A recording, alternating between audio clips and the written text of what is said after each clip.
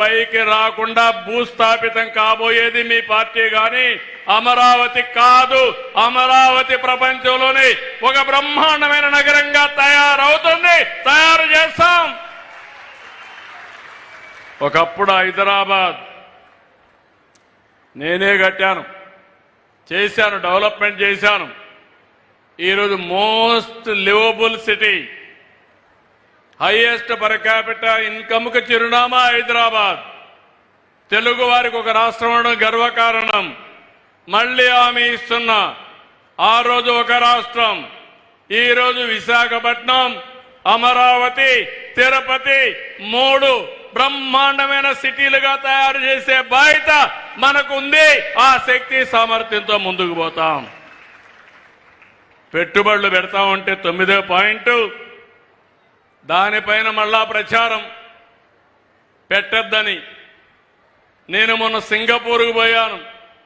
ఆ దేశంలో కూడా ఈయన చేసిన తప్పుడు పనులకి వాళ్ళు కూడా మన దేశం అంటే, మన రాష్ట్రం అంటే వ్యతిరేకత చూపించే పరిస్థితికి వచ్చారు. ఎవరైనా రాష్ట్రంలో పెట్టుబడులు పెడతా ఉంటే ఆహ్వానిస్తారు, వెల్కమ్ చేస్తారు. వాళ్ళ మీద విమర్శలు చేయడం, మళ్ళా ఈ ప్రభుత్వం పోతే నేనే వస్తా, మీకు లేనిపోని ఇబ్బందులు కలిగిస్తానని బెదిరించే పరిస్థితికి వచ్చారు. నిన్న మళ్ళా పింఛన్లు. నేను ఒకటే చెప్తున్నాను, వికలాంగులు కాని వాళ్ళను కూడా వికలాంగులు చేసి పింఛన్లు ఇచ్చారు, దొంగలకు పింఛన్లు ఇచ్చారు.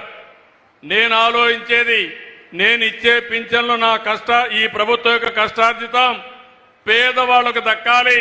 పేదల ముసుగులో దొంగ పింఛన్లు ఇస్తే వాళ్ళందరినీ తీసేసి తిరిగి మీకే ఇస్తాం తప్ప వేరే వాళ్లకు కాదని హామీ ఇస్తున్నా. అర్హులకి పింఛన్లు రావాలి, అనర్హులకు పింఛన్లు ఇవ్వడం తప్పు. అందుకని దీనికి కూడా ముందుకు పోతున్నాం. నేను ఒక 10 ఉదాహరణలు చెప్పాను. ఇవన్నీ కూడా మీరు చూడండి. ముందు ఒక సోషల్ మీడియాలో ఒక పోస్ట్ పెడతారు, తర్వాత సాక్షిలో, బ్లూ మీడియాలో వేస్తారు, తర్వాత వీళ్ళు పనిగట్టుకొని ప్రచారం చేస్తారు. మనకు మీకు సేవ చేయాలని మా ఆలోచన. వీళ్ళు మాత్రం 24 గంటలు విష ప్రచారం చేయాలని ఆలోచిస్తున్నారు. నేను చెప్పిన 10 సంఘటనలు మీరు ఇంట్లో కూర్చొని బేరే చేయండి. ప్రతిరోజు ఇదే పని, ప్రతిరోజు విష ప్రచారం. రాష్ట్ర ప్రతిష్ట దెబ్బతీసే విధంగా ముందుకు పోతున్నారు. మనది అభివృద్ధి రాజకీయం, వాళ్ళది రాష్ట్రానికి అనర్థ రాజకీయం. మనది సంక్షేమ రాజకీయం, వాళ్ళది సంక్షోభ రాజకీయం. మనది విజన్ రాజకీయం, వాళ్ళది క్రిమినల్ రాజకీయం. అందుకే మీ అందరినీ కోరుతున్నా, ఈరోజు స్వచ్ఛ ఆంధ్రప్రదేశ్ రోజున స్వచ్ఛ ఆంధ్రప్రదేశ్లో చెత్త తీయడమే కాదు, స్వచ్ఛమైన ఆలోచనలు రావాలి. స్వచ్ఛమైన ఆలోచనలతో మనం ముందుకు పోవాలి. ఎవరైనా స్వచ్ఛమైన ఆలోచనలతో కాకుండా క్షుద్ర రాజకీయాలు చేసే ఆలోచనలు వస్తే వాళ్లకు బుద్ధి చెప్పతామని గట్టిగా మీరందరూ కూడా హర్షాన్ని, ఆమోదాన్ని తెలియజేయాల్సిన అవసరం ఉంది. అప్పుడే ఈ రాష్ట్రానికి మంచి జరుగుతుంది. వైకుంఠపాడి వల్ల లాభం ఏంటో చూసాం 1924. మనం పైకెక్కడం, మళ్ళా కిందికి పడడం, మళ్ళా పైకెక్కడం, మళ్ళా కిందికి పడడం. వైకుంఠపాడి ఆట మనకు కావాలన్నా ఆడబిడ్డలోని మిమ్మల్ని అడుగుతున్నా, ఏం తమ్ముళ్ళలోని మిమ్మల్ని అడుగుతున్నా.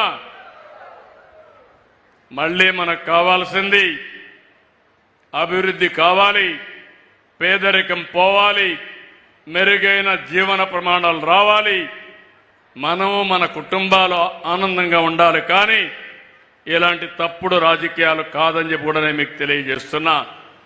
అనునిత్యం మీరు ఆలోచించుకోవాలి.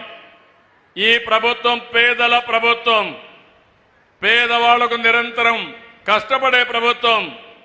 అందుకనే మీరు చూస్తే నేనిచ్చే సంక్షేమ కార్యక్రమాలు ఇస్తూనే, అభివృద్ధి చేస్తూనే కొత్తగా P4 తీసుకొచ్చాను.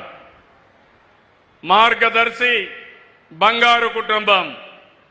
ఎవరైతే సమాజం వల్ల పైకొచ్చిన వ్యక్తులు ఆర్థికంగా పైనుండే 10%, కింద నుండే 20%కి న్యాయం చేయాలి. అది నిరంతరం కూడా చేయాల్సిన అవసరం ఉంది. ఈరోజు ఇక్కడ మీరు చూస్తే పారిశుద్ధ్య కార్మికుల కోసం ఒక ప్రోగ్రాం చేశాం. ఈ ప్రోగ్రాంలో మీరు చూసినప్పుడు యాక్సిస్ బ్యాంక్ కూడా ముందుకొచ్చి ఒక బ్రహ్మాండమైన కార్యక్రమానికి శ్రీకారం చుట్టారు. ఆ కార్యక్రమం ప్రకారం ఎవరైనా కానీ యాక్సిడెంట్లో చనిపోతే 1 కోటి రూపాయలు బీమా ఇచ్చే విధంగా, ఇన్సూరెన్స్ ఇచ్చే విధంగా రిజిస్టర్ చేశాం. పర్మనెంట్ ఉద్యోగులైతే 1 కోటి, అవుట్ సోర్సింగ్ లో వస్తే 20 లక్షలు.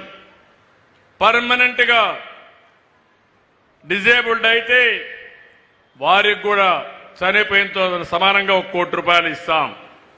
అదే అవుట్ సోర్సింగ్ ఏజెన్సీలో వస్తే 20 లక్షలు ఇస్తాం. పార్షియల్ గా